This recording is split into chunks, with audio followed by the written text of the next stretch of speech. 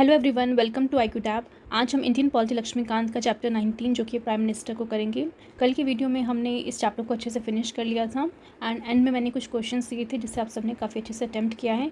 तो आज की वीडियो में हम इसके सॉल्यूशंस को कवर करेंगे।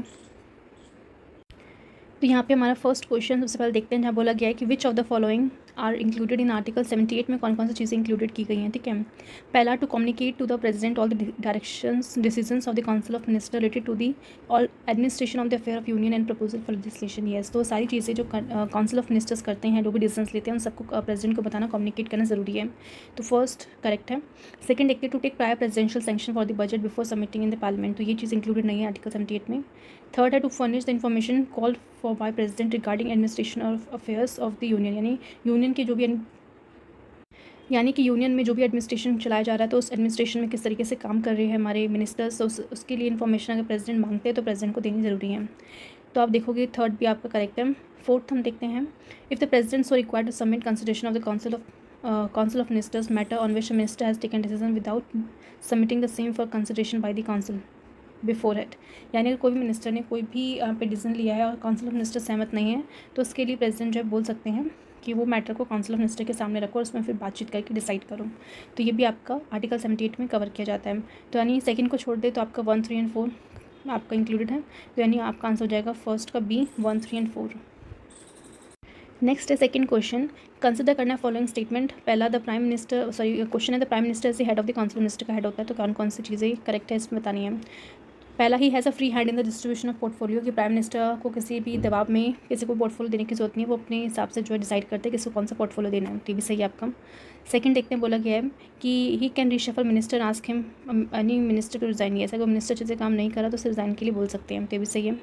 He is bound by the advice of minister, तो याद रखना फर्स्ट टाइम जो एडवाइस दी जाएगी उसको वापस रिकन्सिडरेशन करने के लिए भेजा जा सकता है मिनिस्टर के द्वारा मिनिस्टर को, एंड मिनिस्टर बाद में उस एडवाइस को फिर से प्रेसिडेंट को देते तब जाके वो बेसिकली लागू होगी प्रेसिडेंट को। ठीक है, तो यहाँ पे हम कह सकते हैं फ्री करते हैं। फोर्थ है the advices of the minister in day administration of ministries, यानी डे टू डे क्या क्या एडमिनिस्ट्रेशन चल रहा है मिनिस्ट्रीज़ में, तो उससे रिलेटेड कोई भी एडवाइस देने की ज़रूरत है मिनिस्टर को, तो ऐसा डे टू डे देने की ज़रूरत नहीं है। ठीक है, जब भी उन्हें लगता है कुछ न्यू चीज़ हुई है, प्रेसिडेंट को जाना ज़रूरी है, प्रेसिडेंट खुद से मांग रहे हैं, तब उन्हें देने की ज़रूरत है। तो करेक्ट आंसर ढूंढना है, तो फर्स्ट एंड सेकेंड आपका करेक्ट है, यानी आंसर क्या हो जाएगा आपका ए। नेक्स्ट है आपका थर्ड क्वेश्चन, जहाँ बोला गया है कि who among the following called prime minister as the captain of the ship of the state. तो अगर आपको याद होगा तो मैंने वहाँ पे डिफरेंट एक्सपर्ट्स के क्या क्या व्यू थे वो बताए थे। तो ये वाला व्यू जो था कि बेसिकली शिप का जो कैप्टन होता है, बेसिकली वो ऐसा डिपेंड मतलब दिखता है कैसा, जिस तरह शिप में कैप्टन है वैसे हमारे जो इंडिया में जो रूल कर रहे हैं जिसके पास मेन पावर है वो हमारे प्राइम मिनिस्टर है। तो ये चीज़ किसने बोली थी, मंत्रो ने बोली थी। ठीक है, थर्ड का आंसर हो जाएगा डी। फोर्थ है, the constitution of India lays down that proposal for legislation are to be communicated to the president. ठीक है, तो कौन कम्युनिकेट करेगा, तो हमें पता ही है प्राइम मिनिस्टर करेंगे, जो भी इन्फॉर्मेशन एडमिनिस्ट्रेशन की वगैरह सब प्रेसिडेंट को बताएंगे, बिकॉज प्रेसिडेंट के नाम पे सारे एग्जीक्यूटिव फंक्शंस परफॉर्म किए जाते हैं, इसलिए ज़रूरी है कि प्रेसिडेंट को बात पता हो कौन कौन से काम किए जा रहे हैं। तो आपका फोर्थ का आंसर हो जाएगा ए। नेक्स्ट क्वेश्चन है क्वेश्चन नंबर 5। यहाँ बोला गया है पहला statement 1, the prime minister of India can exercise control over the other branches of government through this country of advisers, तो इस तरह से नहीं है। Statement 2, the prime minister and his cabinet function on the base of collective responsibility, yes collective responsibility में किस काम करते हैं। तो A is false, are is true, यानी आपका ऑप्शन हो जाएगा डी। नेक्स्ट क्वेश्चन है क्वेश्चन नंबर 6, जहाँ बोला गया है if any functionary under our constitution is to be compared करना है विद यूएस प्रेसिडेंट के साथ, तो he is the prime minister and not the president of the union. This statement is attributed to, किसने कहा था, तो इसलिए हमारे बी आर अम्बेडकर जी ने बोला था। ठीक है, क्वेश्चन नंबर 7 देखते हैं, विच one of the following is correct item terms of the constitution of India. तो यानी कौन सी करेक्ट टर्म बतानी है। पहला, the prime minister decide the allocation of portfolio among the ministers. तो यहाँ पर आपको देखने को मिलेगा कि जो बेसिकली पोर्टफोलियोज़ हैं प्राइम मिनिस्टर डिसाइड करता है, तो आपको यहाँ पे पूछना है करेक्ट कौन सा ऑप्शन है। ठीक है, तो ये आपका गलत हो जाएगा। नेक्स्ट है when the prime minister resign the council of minister get dissolved. Next part में बोला गया है when the prime minister resign the council of minister get dissolved. ठीक है, बस ठीक है, तो ये स्टेटमेंट गलत है। नेक्स्ट है आपका C option, all the principal policy announcement of the government are made by the prime minister. ठीक है, तो जो भी पॉलिसीज बनाई जाती है काउंसिल मिनिस्टर्स को हेड कौन करते हैं, प्राइम मिनिस्टर, किसके नाम पे बनाई जाती है, प्रेसिडेंट। ठीक है, तो गलत है। इसमें पूछा which one of the following correct पूछा है, तो करेक्ट क्या हो जाएगा, shall be duty of the prime minister to communicate to the president all the directions distance of council minister to administration affairs. ठीक है, तो ये आपका करेक्ट है। क्वेश्चन नंबर 8, नेक्स्ट क्वेश्चन है 8th, जहाँ बोला गया which one of the following bodies are headed by the prime minister. ठीक है, तो एक एक करके देखते हैं। पहला बोला है नेशनल इंटीग्रेशन काउंसिल, यस इसके भी हेड होते हैं। नेशनल वाटर रिसोर्स काउंसिल, इसके भी हेड होते हैं। नेशनल डेवलपमेंट काउंसिल के भी हेड होते हैं। इंटरस्टेट काउंसिल इसे बनाते हैं हमारे प्रेसिडेंट है, बट इसके हेड कौन होते हैं? प्राइम मिनिस्टर होते हैं। जोनल काउंसिल के हेड प्राइम मिनिस्टर नहीं होते, जबकि कौन होते हैं? हमारे होम मिनिस्टर होते हैं। ठीक है, तो आपका आंसर हो जाएगा 1 2 3 4, यानी आपका आंसर हो जाएगा सी। नेक्स्ट क्वेश्चन है 9th, तो इसमें आपको बताना है कि who of the following became prime minister after being chief minister. तो पहले वो चीफ मिनिस्टर है, उसके बाद वो प्राइम मिनिस्टर बने, तो ऐसे कौन कौन से लोग थे? ठीक है, तो select the correct answer from the code given below. तो सबसे पहले हम बात करते हैं पी.वी. नरसिम्हा राव। तो ये पहले चीफ मिनिस्टर थे। ठीक है, तो नरसिम्हा राव जो थे पहले प्राइम मिनिस्टर थे साउथ इंडिया से, एंड ये पहले चीफ मिनिस्टर रह चुके हैं आंध्र प्रदेश के। ठीक है, तो यस फर्स्ट आपका करेक्ट है। नेक्स्ट आप बात करते हैं चरण सिंह की। तो चरण सिंह पहले जो थे चीफ मिनिस्टर रह चुके हैं अनडिवाइडेड उत्तर प्रदेश के 1965 से 1968 के। उसके बाद हम देखने को मिलेगा प्राइम मिनिस्टर बनते हैं। एच.टी. देवेगौड़ा भी बेसिकली पहले आपके चीफ मिनिस्टर थे। तो ये चीफ मिनिस्टर थे कर्नाटका के। ठीक है, उसके बाद ये एज अ चूज़ हुआ एज अ टू लीड करने के यूनाइटेड फ्रंट गवर्नमेंट को इन जून 1996 में। ठीक है, देन हम बात करते हैं वीपी सिंह। तो वीपी सिंह की, तो ये भी पहले कहाँ पे थे? यूपी में थे। उसके बाद ही प्राइम मिनिस्टर बनते हैं शॉर्ट पीरियड के लिए, नेशनल फ्रंट गवर्नमेंट जो उसमें उसके थ्रू ही बनते हैं प्राइम मिनिस्टर। ठीक है, तो ये भी आप करेक्ट हो जाएगा। नेक्स्ट है मोरारजी देसाई। तो मोरारजी देसाई की हम बात करते हैं। तो ये पहले चीफ मिनिस्टर रह चुके हैं ईस्ट वाइल बॉम्बे के ड्यूरिंग 1952 से 1956, एंड ये सबसे पहले नॉन कांग्रेस प्राइम मिनिस्टर रह चुके हैं मार्च 1977 में। ठीक है, तो ये सारे के सारे मेंबर्स जो है पहले चीफ मिनिस्टर थे, उसके बाद प्राइम मिनिस्टर बने हैं। तो ये आपका ऑप्शन क्या हो जाएगा? Option number C. ठीक है, 1 2 3 4 एंड 5। क्वेश्चन नंबर 10 देखते हैं। तो सबसे पहले हम यहाँ पे देखते हैं, बोला गया है आपको करेक्ट ढूंढना है। ठीक है, पहला ये as the president in is the supreme commander of the defence force and the prime minister has to take all the major decision regarding the defence only after prior approval by the president. तो भले ही president हमारे तीनों basically forces के commander हो, but इसका मतलब नहीं है कि कोई भी पर्टिकुलर डिसीजन लेने के लिए डिफेंस रिलेटेड आपको प्रायर अप्रूवल की जरूरत होती है। तो गलत हो जाएगा। बी बोला क्या था? Prime minister has to communicate to the president all the decisions of the cabinet related to the administration proposal of legislation. ठीक है, तो करेक्ट है। बाकी ऑप्शन से हम चेक कर लेते हैं। सी है as the minister was appointed by the president the prime minister has to go by presidential direct description the allocation of business among this minister. तो ऐसा कुछ नहीं है। प्राइम मिनिस्टर जिस तरीके से एडवाइस करेंगे वही हमारे प्रेसिडेंट उसको बेसिकली अपॉइंट कर लेंगे एज अ मिनिस्टर। तो थर्ड आप सी भी आपका गलत हो गया। डी देखते हैं। The prime minister if he happens to be leader of a party not having the required majority should prove his majority strengthen in both the house of parliament within the period stipulated by the president. तो ऐसा भी कुछ basically है नहीं, तो उसका 10th का answer हो जाएगा बी। नेक्स्ट देखते हैं 11th क्वेश्चन, जहाँ बोला गया है consider the following statement with respect to the prime minister according to the constitution of India. ठीक है, तो पहला बोला क्या है? To make rules for the more convenient transaction of business of the government of India and for the allocation among ministers of the said business. तो ये काम बेसिकली किसका होता है? हमारे प्रेसिडेंट का होता है। ठीक है, प्राइम मिनिस्टर का नहीं होता। प्रेसिडेंट बेसिकली रूल्स रेगुलेशंस को बनाता है। तो फर्स्ट गलत हो जाएगा। सेकंड है कि if the president so requires to submit for consideration of the council of minister any matter on which a decision has been taken by minister but which has not consider by the council. तो ये हमारे किसकी duty है? हमारे prime minister की duty है communicate करना। तो ये आपका सही हो जाएगा। करेक्ट क्वेश्चन पूछा है तो आपका आंसर हो जाएगा बी, दैट इज़ ओनली 2। यहाँ पे हमने अपनी MCQs को डिस्कस कर लिया है। अब मेंस का एक क्वेश्चन जिससे हम अच्छे से देख लेते हैं। यहाँ पे बोला जा रहा है कि the government is the master of the country, की मास्टर होती है, and the prime minister is the master of the government. In this context आपको डिस्कस करना है क्या फंक्शंस हैं, पावर्स हैं हमारे प्राइम मिनिस्टर के as the head of the government. तो आप इसको स्टार्ट करोगे कोर्ट से स्टार्ट कर सकते हो। जैसे कि आप देखोगे डिफरेंट एक्सपर्ट ने अलग अलग ओपिनियन दिया था। तो जो लास्ट की करके एक एक्सपर्ट थे उन्होंने कहा था कि जो प्राइम मिनिस्टर है वो एक तरह का पाइवट है around which the entire governmental machinery revolves. ठीक है, यानी जो हमारी मशीनरी होती है सब रिवॉल्व करती है किसके अराउंड? प्राइम मिनिस्टर के अराउंड। ठीक है, तो यानी वो काफ़ी इंपॉर्टेंट पोजीशन है हमारी प्राइम मिनिस्टर की। इंडिया में देखा जाए तो प्राइम मिनिस्टर वो होता है जिसको रियल एग्जीक्यूटिव होता है। मेन पावर जो होती है हमारे प्राइम मिनिस्टर के पास होती है, और जो प्रेसिडेंट होते हैं वो हमारे नॉमिनल एग्जीक्यूटिव होते हैं जिनके नाम पे सारे एग्जीक्यूटिव एक्शंस किए जाते हैं। एंड प्राइम मिनिस्टर जो होते हैं हेड होते हैं गवर्नमेंट का। देन आपको देखने को मिलेगा कि हमारे कॉन्स्टिट्यूशन के अंदर कोई भी स्पेसिफिक प्रोसीजर नहीं बता रखा कि किस तरीके से सेलेक्ट करना है, अपॉइंट करना है प्राइम मिनिस्टर को। बट आपको देखने को मिलेगा जो आर्टिकल नंबर 75 है वो कहीं ना कहीं बताता है कि जो प्राइम मिनिस्टर है उसको अपॉइंट किया जाएगा प्रेसिडेंट के द्वारा। इसका मतलब ये नहीं है कि प्रेसिडेंट फ्री है, किसी को भी अपॉइंट कर सकते हैं। बाय कन्वेंशन जो चली हुई आ रही है उसके हिसाब से अगर देखा जाए तो प्रेसिडेंट अपॉइंट करते हैं उस लीडर को जो पार्टी मेजॉरिटी में जीत के आई लोकसभा के इलेक्शन में। ठीक है, अगर कोई भी पार्टी उस समय क्लियर मेजॉरिटी ना जीत के लोकसभा में तो उस समय हमारे जो प्रेसिडेंट है उनके पास एक पर्सनल डिस्क्रिप्शन आ जाती है कि वो किसको सेलेक्ट करेंगे, इसको अपॉइंट करेंगे एज अ प्रेसिडेंट। ठीक है, तो इस सिचुएशन में हमारे जो प्रेसिडेंट है यूजुअली अपॉइंट करते हैं leader of the largest party और कोalition इन दी लोकसभा। ठीक है। एंड जो भी पार्टी या फिर जो भी कोalition पार्टी जिसको वो अनाउंस करते हैं कि गवर्नमेंट फॉर्म करेंगे, तो उनको बेसिकली 1 मंथ का टाइम दिया जाता है, जिस टाइम पीरियड के अंदर उन्हें वोट ऑफ कॉन्फिडेंस जो है अपने हाउस में लेके आना है। ठीक है। और ये जो डिस्कशन थी हमने पहले भी देखा था कि जो हमारे प्रेसिडेंट हैं फर्स्ट टाइम उन्होंने मतलब बेसिकली यूज़ की थी 1979 में, जब नीलम संजीव रेड्डी जो थे उस समय के प्रेसिडेंट, उन्होंने अपॉइंट किया था चरण सिंह को, जो कि कोalition के लीडर थे, एज दी प्राइम मिनिस्टर के तौर पे चरण सिंह को अपॉइंट किया था। कब? जब जनता दल की जो पार्टी थी जिसको हेड करते मोरारजी देसाई, वो कहीं ना कहीं जो है फॉलो हो गई थी तब। देन हम देखेंगे क्या क्या पावर्स है, क्या क्या फंक्शंस है प्राइम मिनिस्टर की। ठीक है। तो अगर हम देखिए प्राइम मिनिस्टर का जो बेसिक रिलेशन है as a council of minister के साथ देखने को मिलेगा।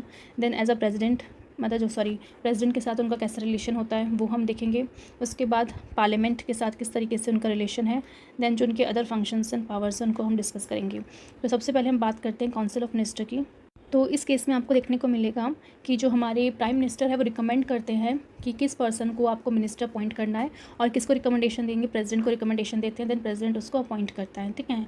तो यानी प्रेसिडेंट अपने हिसाब से किसी भी पर्सन को कोई मिनिस्टर की पोजीशन नहीं दे सकता।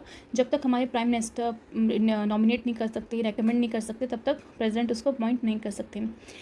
ठीक है। तो ये हमने देखा फर्स्ट फंक्शन। सेकंड हम देखते हैं जहाँ बोला जाता है कि हमारे जो प्राइम मिनिस्टर के पास पावर है कि वो एलोकेट कर सकते हैं, रिशफल कर सकते हैं वेरियस पोर्टफोलियोज़ को जो भी मिनिस्टर्स को दी जाती है। तो आज अगर मान लो हाँ, जैसे कि हमने वीडियो में देखा था कि जो निर्मला सीतारमण है पहले डिफेंस मिनिस्टर थी, उसके बाद आप उन्हें फाइनेंस मिनिस्टर बना दिया। तो इस तरीके से जो पोर्टफोलियो उसको रिशफल किया जा सकता है। थर्ड फंक्शन देखने को मिलेगा कि यहाँ पे प्राइम मिनिस्टर जो है ask the minister to resign. अगर मान लो मिनिस्टर अच्छे से काम नहीं कर रहा है या फिर वो उसका ओपिनियन सही नहीं है, तो उस केस में मिनिस्टर को रिज़ाइन करने के लिए कह सकते हैं। अगर मिनिस्टर रिज़ाइन नहीं कर रहा तो उस समय वो प्रेसिडेंट को एडवाइस दे सकते हैं कि इस पर्टिकुलर मिनिस्टर को डिसमिस कर दो, बिकॉज हमारे ओपिनियन यहाँ पे डिफरेंट आ रहे हैं। ठीक है, वो अच्छे से काम नहीं कर रहा है।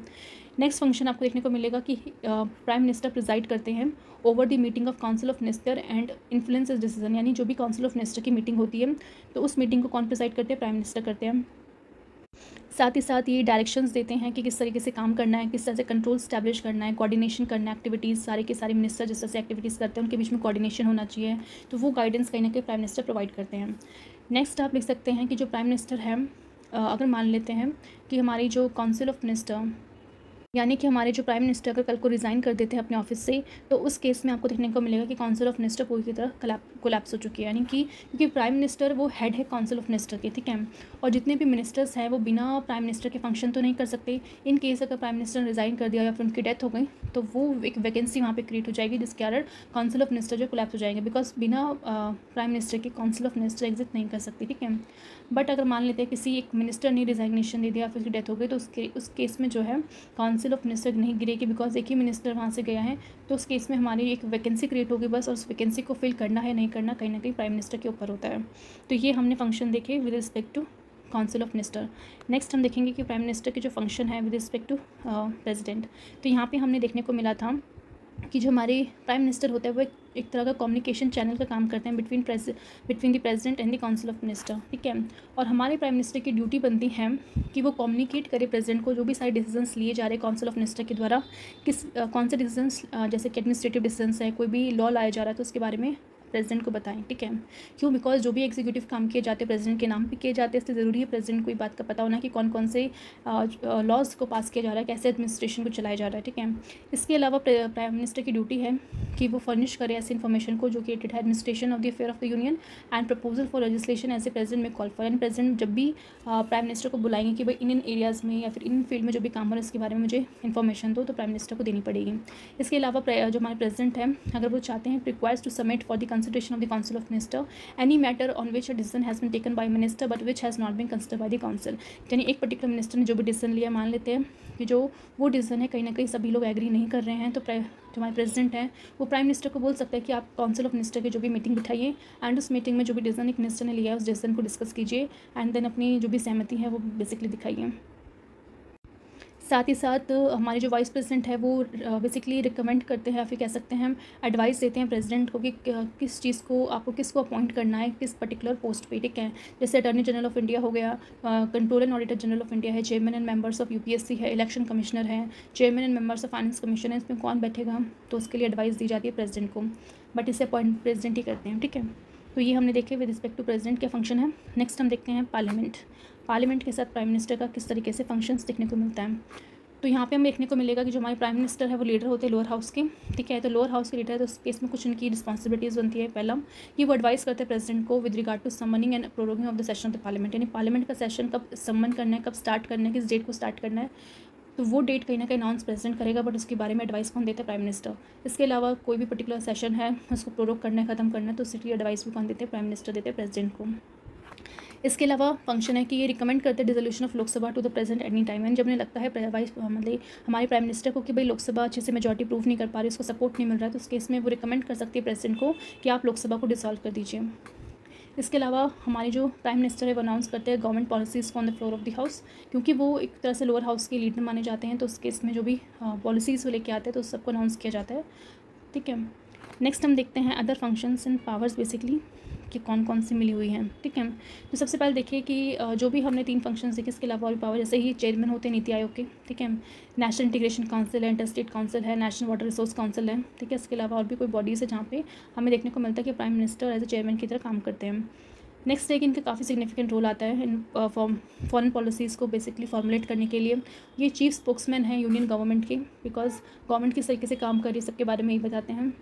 He is a crisis manager in chief at the political level during emergency के दौरान जिस तरीके से हमारी जो स्टेट गवर्नमेंट है काम नहीं कर पाती एंड सेंटर के पास मेन पावर आती है, तो उस समय उस क्राइसिस को किस तरह से मैनेज करना है, तो वो सब कौन क्या करते हैं? Prime minister.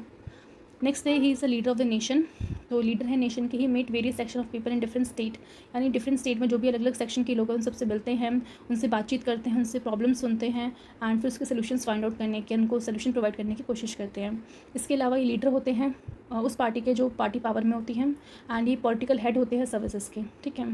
तो इसलिए हम कह सकते हैं कि जो प्राइम मिनिस्टर है, ठीक है, तो जो हमारे जो प्राइम मिनिस्टर है उनका काफ़ी सिग्निफिकेंट रोल देखने को मिलता है, काफ़ी क्रूशियल रोल है एक पॉलिटिकल एडमिनिस्ट्रेटिव सिस्टम में, ठीक है। तो इसलिए आपको देखने को मिलेगा कि जो हमारे बी आर अम्बेडकर जी हैं उनका बेसिकली मानना था कि जो भी फंक्शंस हमारे कॉन्स्टिट्यूशन के अंदर लिख रखे हैं प्राइम मिनिस्टर के, अगर आपको कंपेयर करना उस फंक्शन को तो आप यूएसए के प्रेसिडेंट से उसको कंपेयर कीजिएगा, ना कि आप हमारे प्रेसिडेंट को और यूएसए के प्रेसिडेंट को के फंक्शंस को मैच कीजिए, बिकॉज मैच ही नहीं होंगे। बिकॉज हमारे यहाँ पार्लियामेंट्री फॉर्म ऑफ गवर्नमेंट है जिसके थ्रू हमारी जो पार्लियामेंट है यानी जो काउंसिल ऑफ मिनिस्टर है हेडेड बाय प्राइम मिनिस्टर, उसके पास मेन पावर आती है, जबकि यूएसए में आपको प्रेसिडेंशियल फॉर्म ऑफ गवर्नमेंट दिखेगा जहाँ पे मेन पावर प्रेसिडेंट के पास होती है। तो अगर आपको कंपेयर करना भी है फंक्शंस को तो आप इंडिया के जो प्राइम मिनिस्टर हैं उसको कंपेयर करो यूएसए के प्रेसिडेंट से, तब जाकर आपको बराबरी देखने को मिलेगी, ठीक है।